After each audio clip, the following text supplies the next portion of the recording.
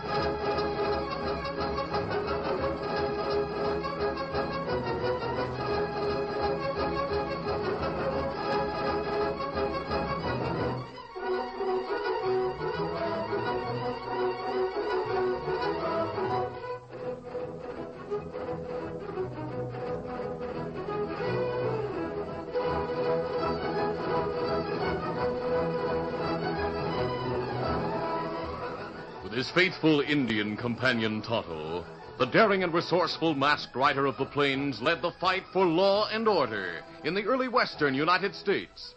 Nowhere in the pages of history can one find a greater champion of justice. Return with us now to those thrilling days of yesteryear.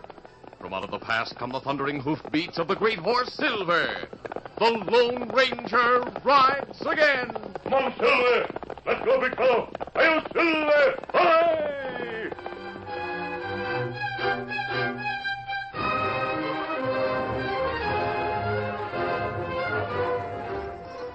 The Lone Ranger and Tonto were riding through Eagle Canyon. As they rounded a bend, they saw a horseman far away. He was approaching at a speed that was dangerous on the rock-strewn ground. Suddenly, they saw the reckless rider throw up his hands and spill from his horse. There was a puff of smoke on the high rim of the canyon, and a moment later, the sound of a rifle reached the masked man and the Indian. Tonto, that man was shot. That's right. Shot come from top canyon. Come on, Silver! Get him up, Scout!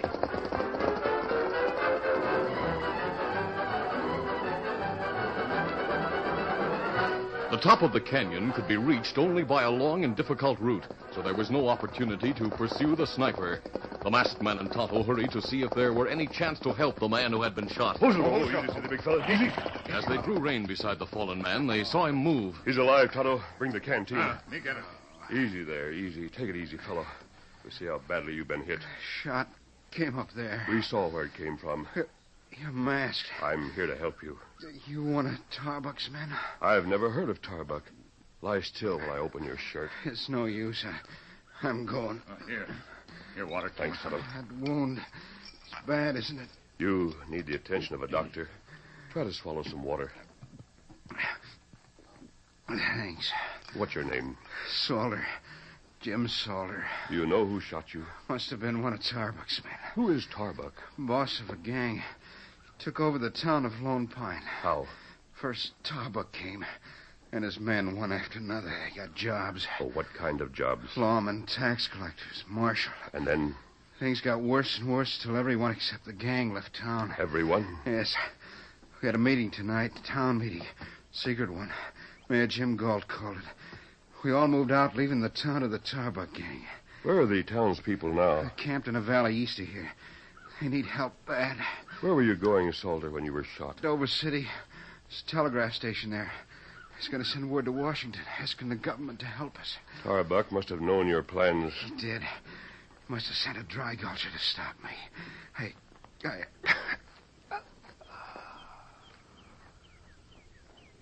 Him dead? Yes, Tonto. He's gone. And he's given us a mission. And what we do?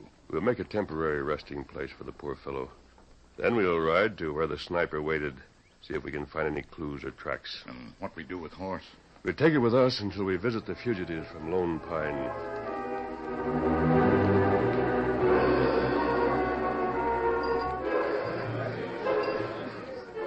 That evening, the ambusher who had murdered Jim Salter was in the Lone Pine Cafe. He and another man were seated at a corner table with Tarbuck, the boss. Here's a little extra cash for you, Jake. Pay for getting that gent from the fugitives' camp. Thanks, Mr. Tarbuck. Hey, boss, me and some of the other boys was wondering. Yeah, what? You mean to drive everyone out of town? Sure I did. Just one trouble. They won't give up their land and their homes without a fight. Yeah, let them try to fight. I'll be ready for them. All right, boss. I just thought I'd mention it. Butch, I get regular reports on what Galt is planning. That's how I knew Jim Salter was going to try to reach the telegraph office. You get reports? Yes, of course. Boss says a spy in Galt's camp. Yeah? Yeah. Hey, what's going on? It's that man who just came in. Look at him, Jake. He's wearing a mask. Yeah, sure enough. Wears his guns mighty low. That's a sign of a man that can make a fast draw. Carries his hands near his guns. Might be able to use that gent. Unless I've sized him up wrong. Which one of you is named Tarbuck? You're looking right at him, mister. So you're Tarbuck. I expected to see a bigger man. Stand up. Well, maybe now I look bigger to you. Now, what do you say, stranger? Tarbuck's half a head taller than you. Tarbuck, you're still not big enough to require a whole town for yourself. I like room to swing my elbows. I've seen pictures of one of your friends on handbills. You're Jake Slade, aren't you? What of it? A man as careless as you must be very lucky to stay out of jail. What do you mean by that remark, stranger? You should have brushed the mud off your right knee and the toe of your right boot. Huh? That mud marks you as a man who knelt on the rim of Eagle Canyon to aim a rifle at Jim Salter. Furthermore, you left tracks on the canyon rim. Good sign cutting, stranger. He's not that good at cutting sign. Pete Hanford told him about our plans. Pete Hanford? You saw him in Galt's camp. Oh, so Pete Hanford is your spy. Jake, you have to tell all you know? What's the difference? This gent won't leave here alive. Hey, who are you? You're not one of the men who vacated the town. No, I'm not. And you're not a lawman, because lawmen don't wear masks. So you must be dodging the law. Well, maybe we can do business. I like your style, the way you wear those guns. We can't do business, Tarbuck, because I don't like your style. Hey, listen to him, boss. Hold it, Jake. Don't finish your draw. You might get hurt. Oh, yeah? Well, someone will get hurt, but it won't be me. Hold it, all of you. Hey, let go of me. You'll shoot through Tarbuck to get me. After disarming Jake with a bullet in the gun hand, the Lone Ranger had sidestepped with lightning speed, grabbed Tarbuck's arm, and twisted it behind his back. With a grip of steel, he held the big boss as a shield. My arm. I'll break it, Tarbuck, if you keep struggling. I know. I'll shoot the next man who reaches for a gun. This way, Tarbuck. You're backing with me as far as the rear door. Hey, boss. We don't dare try to help. Stay where you are, all of you. My wrist is smashed. All right, shut up, Jake. Listen, mister, whoever you are, you're my kind of man. There's room for argument on that point. Now, wait a minute. I've got no hard feelings against you. I could use a man like you. I'll pay you handsome to work for me. Here's a door, Tarbuck. This is as far as we go together. The first man who sticks his head through the door may stop a bullet.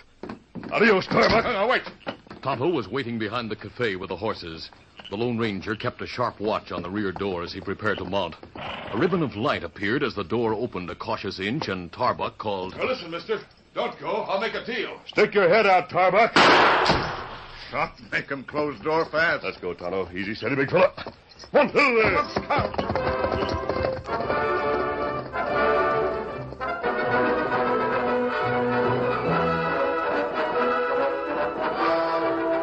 The Lone Ranger and Tonto rode across a moonlit plain until they were sure there was no pursuit. Then the masked man drew rein, and Tonto followed suit. Well, me hear gunplay in cafe. Wonder if you hurt.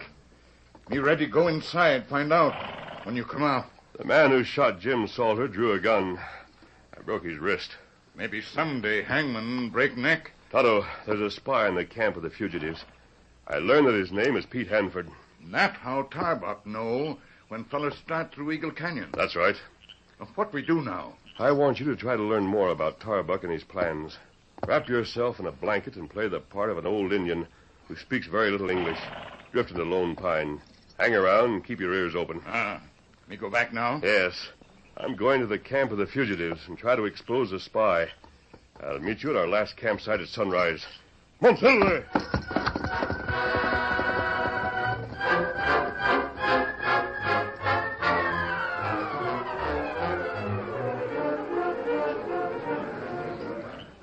The fugitives were camped inside a circle of canvas-topped wagons. The faces of men, women, and children who had assembled near a large fire in the center of the circle were pinched and drawn with worry and hunger. Because of increasing dissatisfaction, Jim Galt, the leader, had called a meeting. You men know what'll happen if we go back to Lone Pine? We'll have to take orders from Tarbuck. I say that's better than starving to death. Yeah, Pete Hanford's right. I'd rather take orders than starve. It won't be a case of taking orders. Tarbuck's lawmen will pick us up one at a time, put us on trial for the crimes of his gang, and we'll be convicted and hung on trumped-up evidence. I think you're wrong about that, Galt. Of course he's wrong. Tarbuck wouldn't do that. Every one of you voted to leave Lone Pine until we found help to go back and clean out the Tarbuck gang. We'll starve to death before any help comes. Hey, Hanford, you're the one who started all the talk of going back. What if I am, Galt? A lot of the men agree with me. For the sake of the women and children, we should go back. Let's wait till there's a reply from the telegram Salter is sending to Washington. Let's at least wait that long. Galt. Hey, All eyes turned to the tall masked man who stepped from between two of the wagons into the firelit circle. Who are you, mister? Hey, what's the meaning of that mask? Where'd you come from? I came to tell you that the messenger you sent to telegraph for help is dead. Dead? Yes, he was killed by one of Tarbuck's men on the way to the telegraph office. He was killed because Tarbuck has a spy in this camp. I'm here to name that spy. The name of that spy is Pete Hanford. That's a lie. Pete Hanford. He's the one who's been trying to persuade us to return and knuckle down to Tarbuck. That's a lie, I tell you. That masked man's lying. Wait a minute. By thunder, Hanford, you don't look half starved like the rest of us. Look in Hanford's wagon. See if he's been holding out on food. No, you can't do that. search him. See if he's broke like the rest of us. That stranger's just a troublemaker. I'll teach him. Hold it, Hanford. Finish that draw and I'll break your arm. Take Hanford's gun. We'll search him.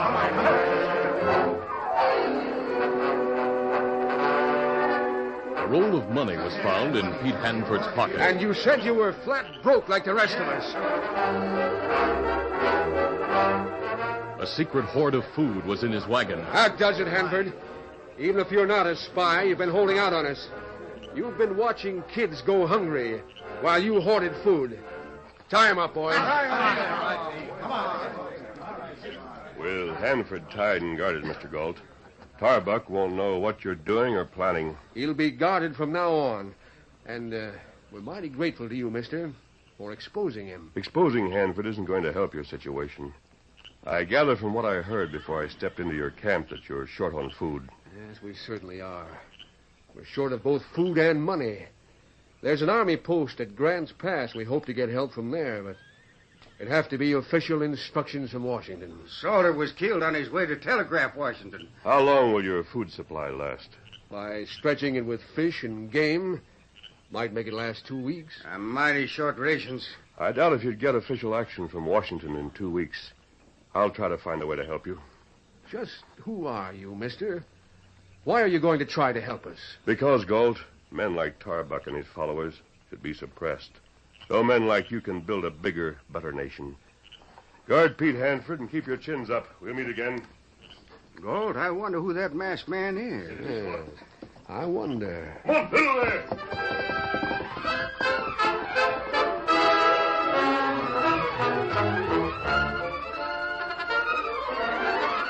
The curtain falls on the first act of our Lone Ranger adventure. Before the next exciting scenes, please permit us to pause for just a few moments.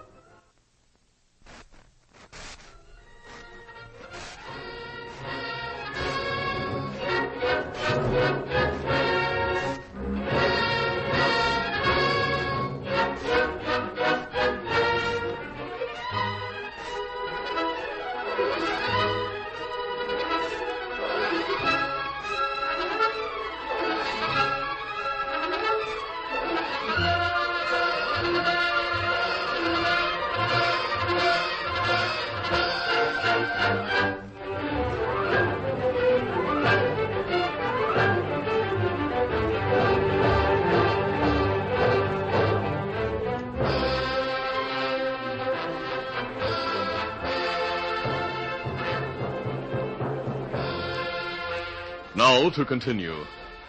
The Lone Ranger met Tonto in camp. The Indian had learned something about Tarbuck's plans. Tarbuck want make Lone Pine headquarters for outlaw from all over. To do that, he had to get rid of Galt and all the other decent citizens. That's right. What does he plan to do about those fugitives, Tonto? Make 'em starve or come back fighting. They'll come back fighting regardless of the odds against them before they starve. Tarbuck ready. All his men heavy armed. Them shoot to kill. Did anyone notice you? Me wear blanket like you say. Plenty feller call Tonto Old Injun. Them say maybe give Old Injun job. Maybe hire Old Injun to wash dishes in restaurant, sweep floor in cafe. That might be worthwhile, Tonto. Me take job in town? Yes. Yes, Tonto. Take whatever odd jobs are offered for the next 2 or 3 days while I ride to Grant's Pass. I'm going to talk to Colonel Meredith.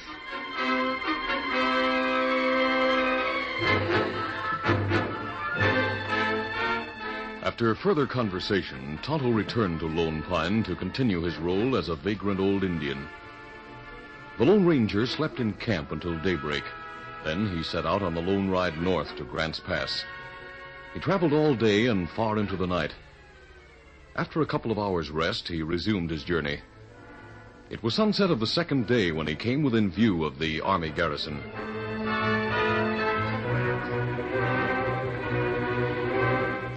Colonel Meredith had been in his headquarters only a few minutes after the formal sunset flag-lowering ceremony when an aide appeared. Come. Colonel Meredith, there's a man with a sergeant of the guard who claims to be a friend. His name? Well, he said you didn't know his name, sir. He produced a letter written by you about a year ago. And, sir, he's wearing a mask. A mask, you say? Did he identify himself in any way? Only this, sir.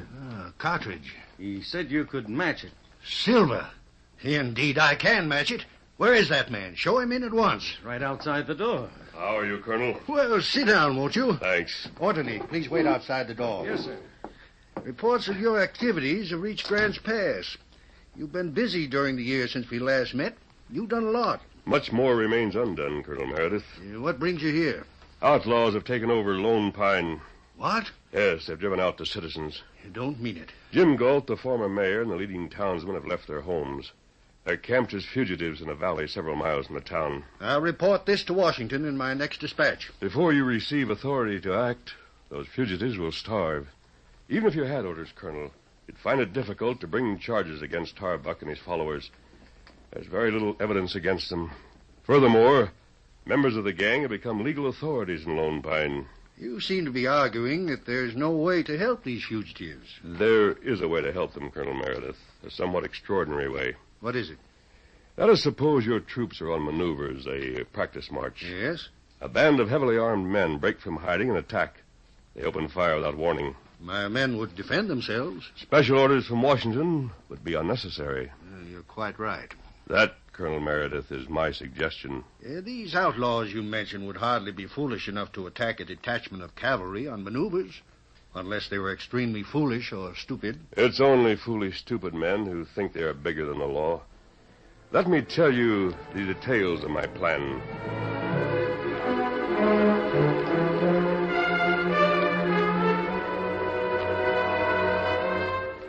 After a lengthy conference and a discussion of detailed plans, the Lone Ranger left the army post. He traveled only a few miles, then stopped to rest until morning. 2 days in the saddle brought him to the camp near Lone Pine. It was after dark when Tonto arrived. Tonto, did you make sure no one followed you from town? Oh, me sure. Me leave town many time. Tell Tarbuck me go hunting or fishing. Has Tarbuck said anything about his spy in Galt's camp? Today, him talk to Jake. Him say it time for word from Pete Hanford. Him not say anything before today. Then he doesn't suspect Hanford has been captured. Tonto, tomorrow you'll break the news. Tell Tarbuck Hanford captured? Yes. If he questions you further, you might tell him you heard the news from a couple of the fugitives whom you met while hunting in the valley near the camp. Me savvy. Now, Tonto, pay careful attention. Tell Tarbuck you can sneak into Galt's camp and release Hanford if he wants you to. Tonto, do it. Our plans work. We may smash the Tarbuck gang before the end of this week. Soldier, help? Yes, but we must set the stage. What happened when Hanford free? Hanford will have big news to bring to Tarbuck. I'm going to Galt's camp right now to see that Hanford has that news.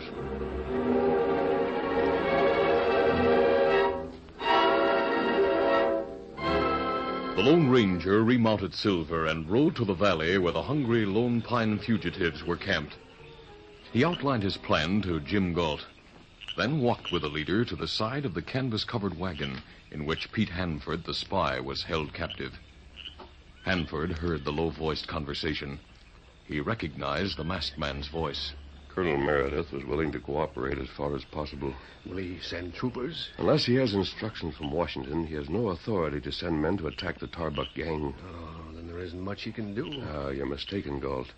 He can see that your people don't starve to death. Will he send food? 4 heavily loaded wagons are on the way right now. Good.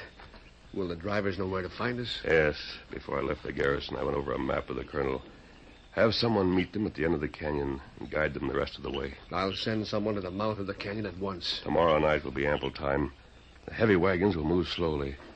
The colonel estimated they would reach the canyon sometime after midnight tomorrow. I wish there were some way we could express our gratitude.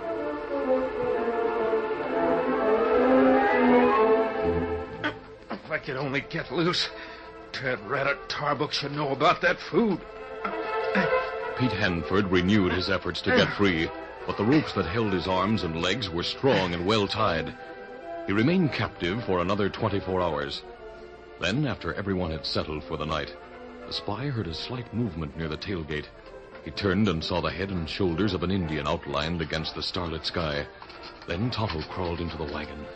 He come from boss. Me cut you free. You mean Tarbuck? That right. Me have horse ready. You hurry back to Lone Pine. Released by Tonto, Pete Hanford hurried to the cafe, where he was met with exclamations of welcome. Here's Pete. Hi, Pete. You all right? We heard you were captured. Welcome back. Glad to see you. Hi, boys. Hanford, I'm over here. Boss, I have a score to settle with a masked troublemaker.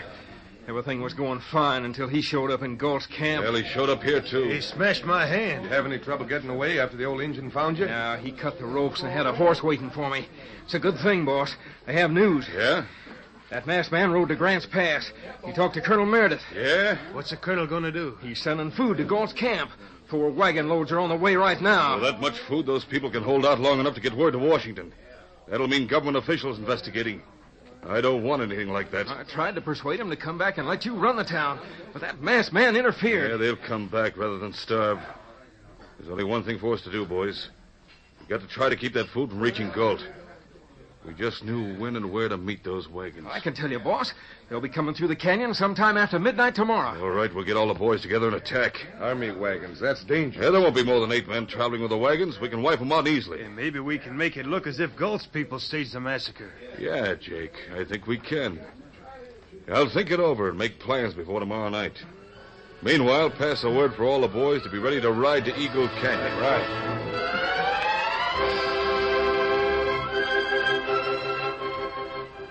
The following midnight found Tarbuck and his outlaw followers heavily armed, well mounted, and assembled on the floor of Eagle Canyon. I hear the wagons, boys. They seem to be just around the bend. All right, get your guns ready. All right. Moonlight fell brightly on the first of the heavy wagons that rounded the bend. It was met by a volley of gunfire.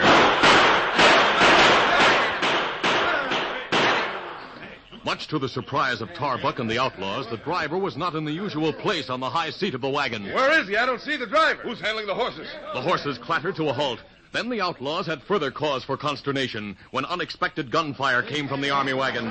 There were distant shouts, a bugle, and the sound of hoofs. Instead of other wagons following behind the first, a detachment of cavalry came around the bend at top speed. Troopers, where'd they come from? We're outnumbered. Something went wrong. Get away from here. Every man for himself. The outlaws turned their horses quickly and fled along the canyon floor with the soldiers in hot pursuit. They had gone only a short distance when they realized that they were trapped. Horsemen led by a masked man on a white horse were charging from the opposite direction. It's the townsman. With the soldiers in pursuit and the townsmen charging from ahead, Tarbuck drew his horse to a sudden halt and shouted, We gotta stand and fight. We'll all be killed. We got no chance. I'm throwing down my gun. It was a short, one-sided fight that ended when the surviving outlaws raised their hands high in surrender.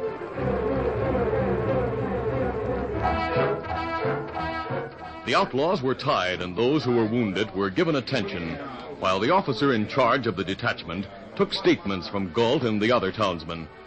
During all the activity, the Lone Ranger slipped away unnoticed.